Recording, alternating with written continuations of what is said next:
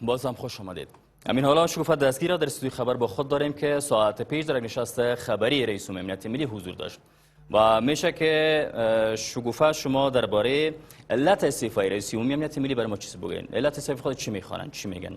پیش از همه سلام تقدیم میکنم خدمت بینندگان عزیز تلویزیون طلوع. آقای امرالله صالح در استعفانامه خود گفتند که علت اصلی استعفایشان این بوده که اونا در جرگه ملی مشورتی صلح نتونستند به طور درست امنیت جرگه را برگزار بکنن. البته آقای امرالله صالح در تدبیر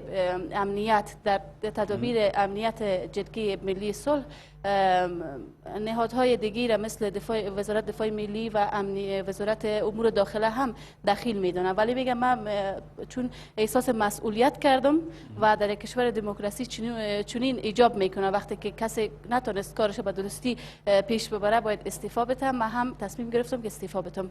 بیشتر آدمی نشست خبری خود یادآور شدن که نزاکت‌های در اینجا هست که باید به او اشاره کنن، نگفتن چی هست مکمل؟ آقای صالح مشخص نزاکت‌ها را روشن نساختن و گفتن که در روزهای بعدی شاید کنفرانس برگزار بکنن و این موضوعات روشن بسازن. یعنی استعفایشان حالا فعلا از طرف رئیس جمهور قبول شده؟ بله، استعفاشون از سوی رئیس جمهور پذیرفته شده و خود آقای امرالله صالح پیش از اینکه پذیرفته شود استعفاشون از سوی رئیس جمهور خودشون گفتن که من این بار هشدار نمیتم بلکه من قاطع تصمیم گرفتیم که استعفا میتم و دوباره اگر از من خواهشم شود که من از این امر صرف نظر بکنم من صرف نظر نمیکنم. خب تشکر شکوفه جان. شما کدام مواد دارین از نشست خبری که تقدیم بیننده کنید؟ بله، برای راوی از که ما در نشست خبری امروز آقای امرالله صالح بودیم، امروز آقای صالح یک نشست اختصاصی هم داشتیم، یک مصاحبه اختصاصی داشتیم که فکر میکنم یک قسمتش آماده نشر است. خب از همکاران فنی خود خواهش میکنیم که همین نشست برای ما به نشر برسونن. نن رئیس جمهور مهربانی وکړ او دوی موږ ته وخت ورکړ چې موږ د خپل فعالیتو په هکله چې په دغه وروستی 15 ورځې شوې وو حضور رئیس جمهور ته گزارش ورکړو. هغه گزارشونه د رئیس جمهور د منلو ور نه وو، د قناعت ور نه وو. نو په دې هکله د اخلاقي له لحاظه کله چې رئیس خپل قناعت له لاسه ورکوي د امنیتي ارګانو په ارتباط، بیا اخلاقی کار دا دی چې موږ خپل کرسی او سمت پرېږدو او استعفا وکړو. او دا تهدید د استعفا نه ده، ګواښ د استعفا نه ده، دا استعفا ده.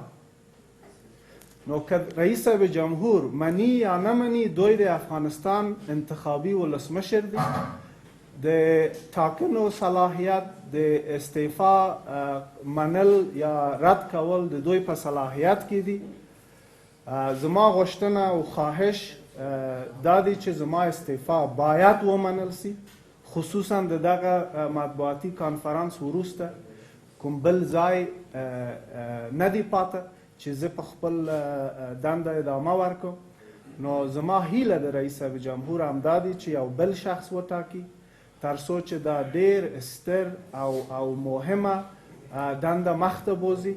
او زه د خپل همکارانو څخه د زړه له کومې مننه کوم چې دوی د پاکستان، القاعده او طالبان د دسیسو پر خلاف اوسه پورې ما سره ملګري وي.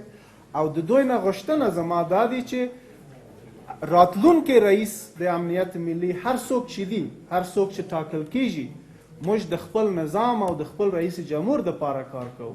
دوی باید وفادار واوسي. د درې ارګانو چې وزارت دفاع، د کورنیو چارو وزارت او امنیت ملی، د امنیتي مثلث ځواکونه ورته ویل کیږي، د کشر ورور امنیت ملی ده. نو زه د خپل د مشر ورونو څخه غوښتنه دا لرم که چیرته دوی هم لازم ګڼي چې خپل موقف بدل کړي، دوی پورې اړه لري. خو په هغه مجلس کې چې رئیس جمهور موږ ته وخت ورکړه چې د حضور ته موږ گزارش ورکو، زموږ مشر ورونه هم باز هم خوش آمدید. با حال ادامه جریان نشست خبری رئیس امنیت ملی تقدیمتون می شود.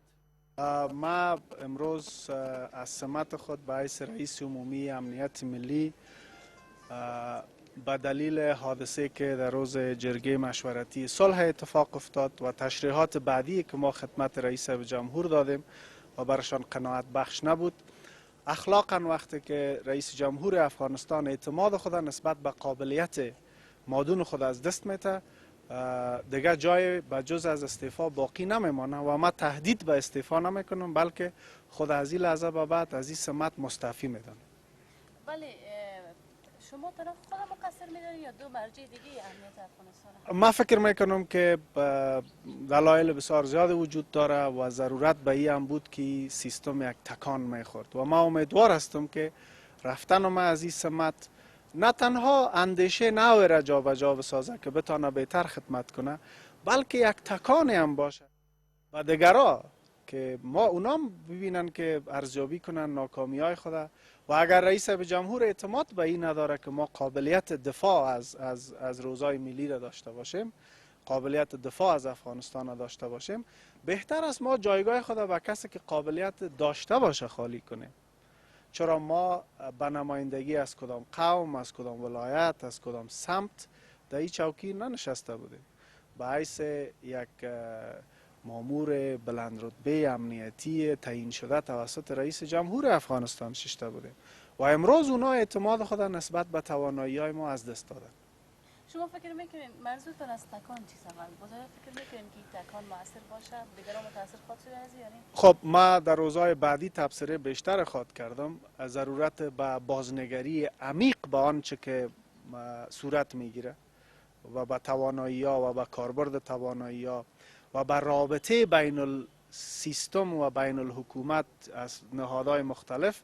این رابطه باید بازنگری شود و نهادها جای واقعی خود در درون نظام باید پیدا بکنن و ما فکر میکنم که ما دیگه او توانایی را نداشتم که در راستای مبارزه و تلاش خود موفق می بودم، فلذا جای خود خالی ساختیم به هر برادر و مقام دیگه که اینجا تعیین میشه و ما صحبتمان با همکارا و رفیقای ما بود که این نهاد از ملت افغانستان است، از دولت افغانستان است و یک نهادی بوده که هیچ نوع پایداری بر یک شخص نداشته و کادرها داشته، ذخیره کادری داره. ما از نگاه مسلکی بسیار استوار است این ارگان، وفاداری خود به رئیس جمهور، به نظام افغانستان، به منافع ملی افغانستان با انرژی که قبلا داشتن زیادتر حفظ کنن.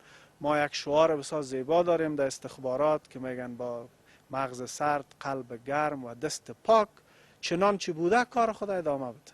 همین علت اساسی چی است؟ آیا در داخل ارگان‌های دولتی افغانستان بخصوص ارگان‌های امنیتی هماهنگی وجود نداشته یا شما از طرف دولت حمایت نمی‌شدین یا استخبارات کشورهای خارجی بسیار قوی بود؟ همین علت اساسیش یک علت باید داشته باشه. امروز ما بالاتر از این نمیخوایم تبصره کنم. ما بازم میخوایم بگویم که یک بازنگری عمیق ضرورت است که صورت بگیره و ما صدها دلیل دیگه میتونم داشته باشم برای استعفای خود که دارم، ولی من نمیخوایم که در تضعیف نظام افغانستان نقش داشته باشم و من نمیخوایم که افشا بسازم که اصل ناکامی در کجاست. تشکر.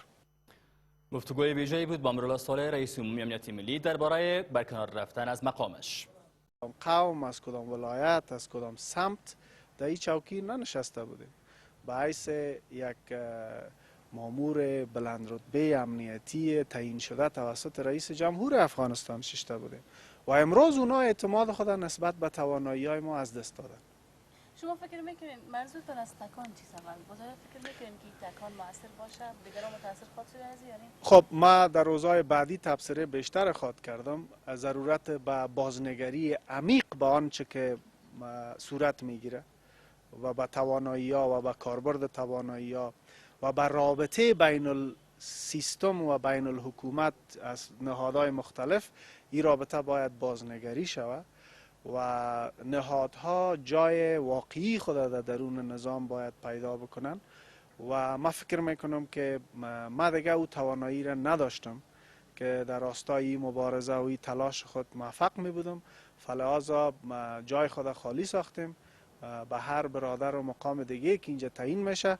و ما صحبتمان با همکارا و رفیقای ما بود که این نهاد از ملت افغانستان است، از دولت افغانستان است و یک نهاد بوده که هیچ نوع پایداری بر یک شخص نداشته و کادرها داشته، ذخیره کادری داره. ما از نگاه مسلکی بسیار استوار است این ارگان، وفاداری خود به رئیس جمهور، به نظام افغانستان. و دوباره اگر از من خواهش میشه که من از این امر صرف نظر بکنم، من صرف نظر نمیکنم. خب تشکر شکوفه جان. شما کدام مواد دارین از نشست خبری که تقدیم بیننده کنیم؟ برای راوی ازی که ما در نشست خبری امرای آقای امرالله صالح بودیم، امرای آقای صالح یک نشست اختصاصی هم داشتیم، یک مصاحبه اختصاصی داشتیم که فکر میکنم یک قسمتش آماده نشر است. خب از همکاران فنی خواهش میکنیم که همین نشست برای ما به نشر برسونن. نن رئیس جمهور مهربانی وکړ او دوی موږ ته وخت ورکړ چې موږ د خپل فعالیتو په هکله چې په دغه وروستی 15 ورځې شوې وو حضور رئیس جمهور ته گزارش ورکړو. هغه گزارشونه د رئیس جمهور د منلو ور نه وو، د قناعت ور نه وو. نو په دې هکله د اخلاقي له لحاظه کله چې رئیس خپل قناعت له لاسه ورکوي د امنیتي ارګانو په ارتباط، بیا اخلاقي کار دا دی چې موږ خپل کرسی او سمت پرېږدو او استعفا وکړو.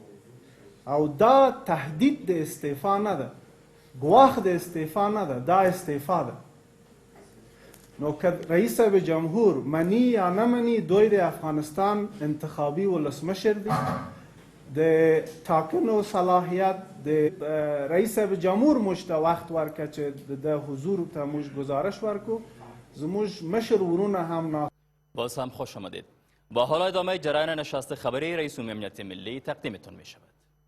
ما امروز از سمت خود به حیث رئیس عمومی امنیت ملی به دلیل حادثه که در روز جرگه مشورتی صلح اتفاق افتاد و تشریحات بعدی که ما خدمت رئیس جمهور دادیم و برشان قناعت بخش نبود، اخلاقا وقتی که رئیس جمهور افغانستان اعتماد خود نسبت به قابلیت مادون خود از دست میته، دیگه جای به جز از استعفا باقی نمیمانه و ما تهدید به استعفا نمیکنم، بلکه خود از این لحظه به بعد از این سمت مستعفی میدانم.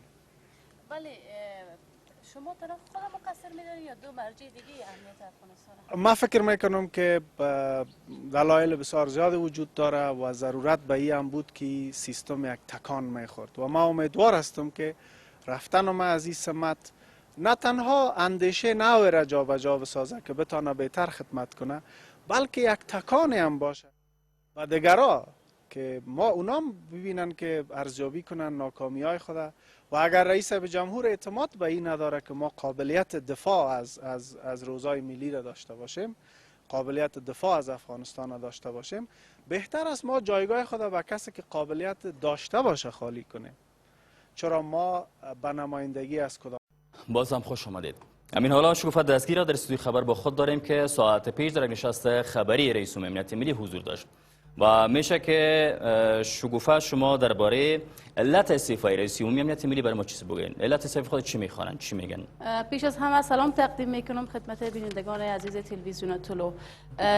آقای امرالله صالح در استعفانامه خود گفتند که علت اصلی استعفایشان این بوده که اونا در جرگه ملی مشورتی صلح نتونستند به طور درست امنیت جرگه را برگزار بکنن. البته آقای امرالله صالح در تدبیر امنیت، در تدابیر امنیت جرگه ملی صلح نهادهای دیگری را مثل وزارت دفاع ملی و وزارت امور داخله هم دخیل میدونم، ولی میگم من چون احساس مسئولیت کردم و در کشور دموکراسی چنین ایجاب میکنه وقتی که کسی نتونست کارش به درستی پیش ببره باید استعفا بدم. من هم تصمیم گرفتم که استعفا بدم. بیشتر آدمی نشست خبری خود یادآور شدن که نزاکت‌های در اینجا هست که باید به او اشاره کنن، نگفتن چی هست مکمل؟ آقای صالح مشخص نزاکت‌ها را روشن نساختن و گفتن که در روزهای بعدی شاید کنفرانس برگزار بکنن و این موضوعات روشن بسازن. یعنی استعفایشان حال فعلا از طرف رئیس جمهور قبول شده؟ بله، استعفاشون از سوی رئیس جمهور پذیرفته شده و خود آقای امرالله صالح پیش از اینکه پذیرفته شود استعفاشون از سوی رئیس جمهور خودشون گفتن که ما این بار هشدار نمیتم، بلکه ما قاطع تصمیم گرفتیم که استعفا میتم. استعفا منل یا رد کول د دوی په صلاحیت کې دي. زما غوښتنه او خواهش دا دی چې زما استعفا باید ومنل سي، خصوصا د دغه مطبوعاتي کانفرانس وروسته کوم بل ځای نه دی پاته چې زه په خپل دنده ادامه ورکړم. نو زما هیله د رئیس جمهور همدا دی چې یو بل شخص وټاکي تر څو چې دا ډیر ستر او مهمه دنده مخته بوزي. او زه د خپل همکارانو څخه د زړه له کومې مننه کوم چې دوی د پاکستان، القاعده او طالبان د دسیسو پر خلاف اوسه پورې ما سره ملګري وي. او د دوی نه غوښتنه زما دا دی چې راتلونکي رئیس د امنیت ملي هر څوک چې دی، هر څوک چې ټاکل کیږي، موږ د خپل نظام او د خپل رئیس جمهور دپاره کار کوو. دوی باید وفادار واوسي. د درې ارګانو چې وزارت دفاع، د کورنیو چارو وزارت او امنیت ملي، د امنیتي مثلث ځواکونه ورته ویل کیږي، د کشر ورور امنیت ملي ده. نو زه د خپل د مشر ورونو څخه غوښتنه دا لرم که چیرته دوی هم لازم ګڼي چې خپل موقف بدل کړي، دوی پورې اړه لري. خو په هغه مجلس کې چې